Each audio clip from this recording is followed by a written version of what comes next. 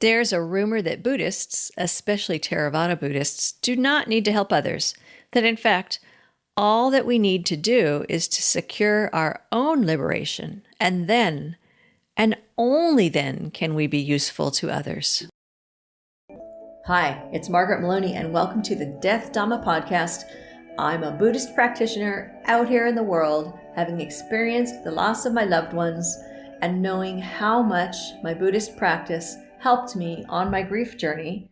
And now, together, we have this safe space to discuss death, dying, grief, and the Buddhist teachings that help us really understand attachment, impermanence, being compassionate, being death ready, what it means to live a life so that we can have a peaceful death.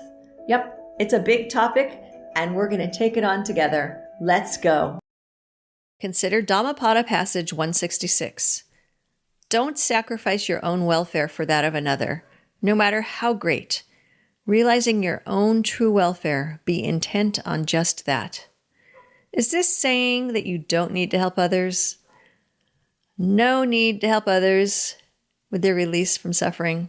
This deserves some careful attention.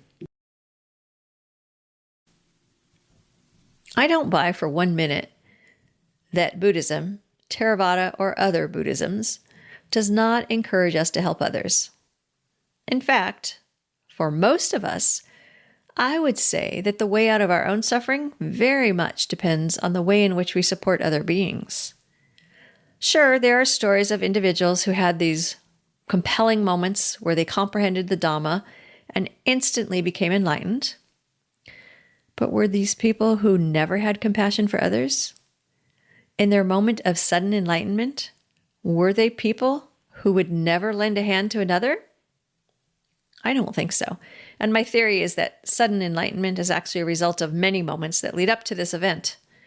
Something like, when you study and you're trying really hard to understand a difficult concept, maybe an algebra equation, and then all of a sudden you have that flash of clarity, your aha moment. You get it. That moment was really, that aha moment, that flash of clarity, was the result of work that led up to that flash. Sorry, I'm not trying to traumatize you with math, just thinking out loud. Thanks for listening. So back to our thoughts of, do we help others? So in no specific order here are the reasons or teachings that lead me to say, of course we help others while we are on our path, and supporting the beings around us makes it more likely that we experience progress. When we think of the Four Noble Truths, we realize that the three poisons, or the three unskillful roots, greed, hatred, and confusion or delusion, this is what's behind our need for clinging and aversion. Anganakara 369 states, monks, there are these three roots of what is unskillful. Which three? Greed is a root of what is unskillful. Aversion is a root of what is unskillful. Delusion is a root of what is unskillful. So to avoid these three poisons, or to cut off these unskillful roots, that's what we need to move forward to liberation. And the cure or the antidote for the poisons, or the way to cut off the unskillful roots, for delusion, it's pana, or wisdom. For greed, it's dana, or generosity. And for hatred, it's non-hatred and also loving kindness, or metta. We are encouraged to love and to give. Sure, we foster loving kindness for ourselves, but not just for ourselves, for others as well. To rid yourself of the three poisons, 2 of the antidotes require you to be supportive of others. Now, you can be generous to someone who does not need your generosity. Say, give money to a billionaire. But is that true generosity? Isn't true generosity to give freely and without expectation to one who will benefit from the gift? At its most basic level, dana means giving freely without expecting anything in return. The act of giving is purely out of compassion or goodwill, or the desire for someone else's well well-being. You might care about the well-being of a billionaire. We do want to care about everyone's well-being. But does that billionaire need you to give to him or her? So this desire for someone else's well-being would include the idea of relieving their suffering. So when it comes to giving, if you're giving money or food or clothing, that billionaire doesn't need it. They might need other things from you. Remember, the Noble Eightfold Path is the way out of suffering. Right view, right intention, right speech, right action, right livelihood, right effort, right mindfulness, and right concentration. We group right speech, right action, and right livelihood together as sila, or virtue. Part of the way out of suffering, then, is to live virtuously. And for those who take the 5 precepts, refraining from killing, stealing, sexual misconduct, lying, and using intoxicants, these are about how you treat others. Each of these precepts helps you to avoid bringing suffering to yourself and others.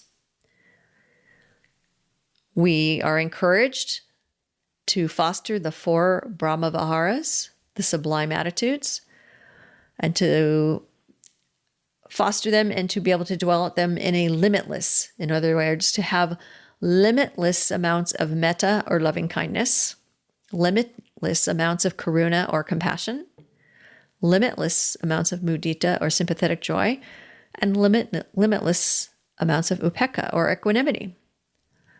Consider compassion. When you feel compassion for another, it is because you observe that they are suffering and you want them to have a way out of that suffering. Perhaps you are moved to take action to assist them. So there you are, in your own practice, dwelling in a place of loving kindness, compassion, sympathetic joy, and equanimity. And you need other beings in order to participate in this practice. And your ability to dwell in the 4 sublime attitudes, in the Brahma Viharas, leads you to have a mind free of hatred. You can become more likely to generate good karma, more open to the factors of awakening, and, possibly extinguish your karma. So therefore, in the practice of Dhamma, even if, you're looking to the benefits of others, the results are going to also come to you. So that's why it's said sometimes that, by helping oneself, you help others, and by helping others, you help yourself. There's an analogy, a story from one of the suttas, a story that the Buddha tells. It's the story of 2 acrobats.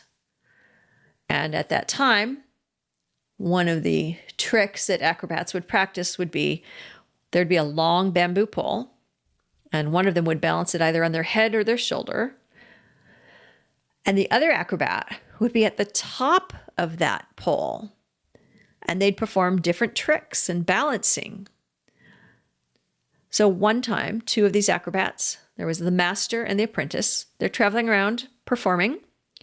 And the master said, "Now, keep your eye on me, and I'll keep my eye on you, and so keep you from falling off."